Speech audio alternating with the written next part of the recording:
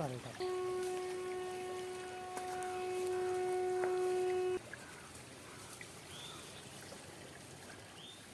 दोनों पानी इकट्ठे मिक्स हुआ है।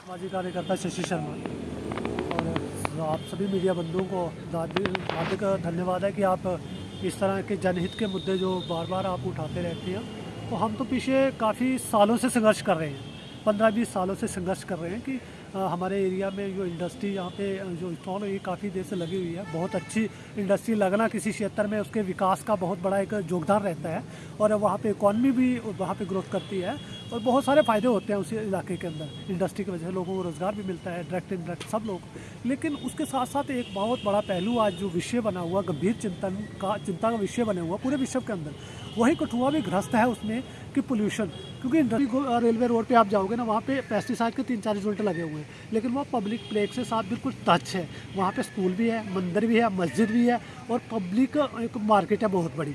तो कहने का मतलब अगर वो नाम से वो कर रहे हैं तो कहाँ पूरे हो रहे हैं नाम से? भाई कैसे कर रहे हो? कौन परमिशन देता है? कैसे होती है? मुझे समझ नहीं आता। एनओसी कैसे मिलती है?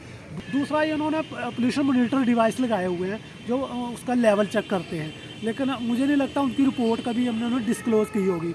तो हमने पहले भी ये मुद्दा उठाया था, आज भी एक बार फिर कहते हैं कि कम से कम आप कठुआ के अंदर AQI जो होता है पर डे का, जो आप वहाँ पे डिस्प्ले बोर्ड लगाइए। जैसे हटली मोड़ में हो गया, रेलवे स्टेशन कठुआ हो गया, इंडस्ट्री के अंदर हो गया, कालीबड़ी के अंदर हो गया, ये पूरा एरिया इफेक्टेड है इस वक्त। तो आप वहाँ पे डिस्प्ले बोर्ड लगाइए जिसपे हम लोगों को पता चले, कठुआ की जनता जो जानना चाहती है हमारे एयर क्वालिटी जो है इंडेक्स है पर डे का कितना है, वो हम कितना मतलब कितना लेवल उसका है और कितना हम 200 से ऊपर है, 150 कितना है, और हम कितना जहर जो मतलब हवा के माध्यम से, ऑक्सीजन के माध्यम से जो जहर बनकर हमारे अंदर घुस रहा है। आप रेलवे रोड पे चले जाइए, वहाँ पे सीमेंट की इंडस्ट्री के अंदर आपके जो, अगर आपने वहाँ पे गॉगल्स नहीं पहने हुए हैं तो आपके आंखों के अंदर इतना डस्ट जाएगा, आयरन डस्ट जो होता है कि आप वहाँ पे क्रॉस नहीं कर सकते। वहाँ नॉइस पोल्यूशन भी चल रहे हैं, एयर पोल्यूशन भी, और उसके साथ साथ वाटर पोल्यूशन भी है, जैसे किसी ने चेक नहीं किया है। लेकिन मैं कहना चाहूँगा हमारे डी साहब बहुत एक्टिव हैं कि आप प्लीज़ पोल्यूशन कंट्रोल बोर्ड पे नकेल कसें कि वो सुस्त डिपार्टमेंट वहाँ पे बैठा हुआ है, फाइलें लेके बैठे रहते हैं पूरा दिन, कहाँ पे क्या आ रहा है, कहीं पे साफ पानी के अंदर इंडस्ट्री का जो वेस्ट मटेरियल है, जो वाटर है, केमिकल मिक्स जो वाटर है वो उसके साथ मिक्स हो रहा है, खेतों में जा रहा है। ऐसी बहुत सारी समस्याएं हैं। सर, हम जो इंडस्ट्रियल एरिया है या गोविंदसर स्टेशन पर जाते ही रहते हैं, ठीक है ना, तो सामने दिख रहा है कि जो कहीं ना कहीं एसिडिक पानी होता है, जो तेज़ाब वाला पानी होता है, जैसे झाग वगैरह जो थी वो सारा खड्ड में जा रहा था और बहुत से लोग वहाँ नहाते हैं, बहुत से लोग जानवर उसका पानी पीते हैं। तो ये कहीं ना कहीं बेलगाम महकमा है, ठीक है, जो महकमा है ये बेलगाम है। मेरे को दिख रहा है पोल्यूशन, आपको दिख रहा है। रात को जाते हैं तो जो रेड जोन की इंडस्ट्री है वो कहीं ना कहीं वर्क करती है, तो बिना अधिकारियों की मिली भगत के वो काम नहीं कर सकती।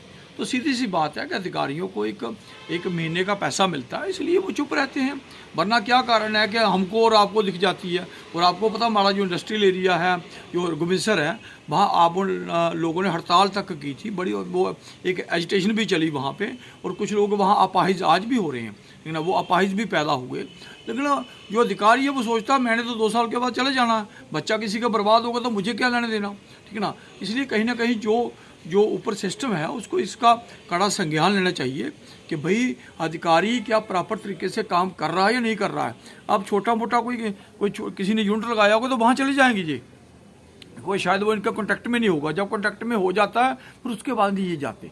तो इसलिए कि सबको, एक सरकार है जो ऊपर अधिकारी हैं, उनको देखना चाहिए कि नीचे वाला अधिकारी किस लेवल पर काम कर रहा है।